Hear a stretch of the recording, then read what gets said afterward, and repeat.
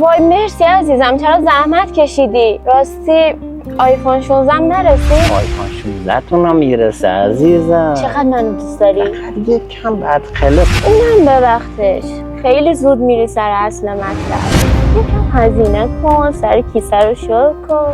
اینم کرد. اصلا کلی کارتای بانکی من عزیزم دست شما.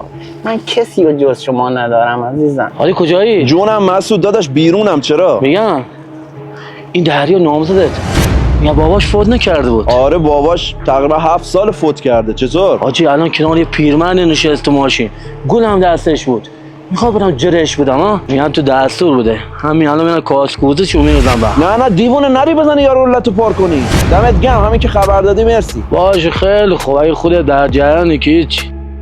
اگه تونستی امشب پولو واسم جابجا کن. من میرم دیگه، مواظب خودت باش. فردا میبینم. تو هم مواظب خودت باش عزیزم. گل تقدیم به شما عشقم. ای مارمولک گلم گرفتی؟ شیری یا روبا؟ من همیشه شیرم. کیو سر راه من گذاشتی من نتونستم تیغش بزنم؟ پولو امشب میزنه، گوشیرم فردا میگیرم ازش. دمت گرم. میدونستم از پسش برمیای. همینجوری پیش بری 2 تا پیرمرد پولدار خفن دیگه میذارم سر راهت. هم پول یه خونه رو از توش در میاریم، هم یه ماشین خفن میندازم زیر پات، هم ماه عسل میریم یه کشور اروپایی.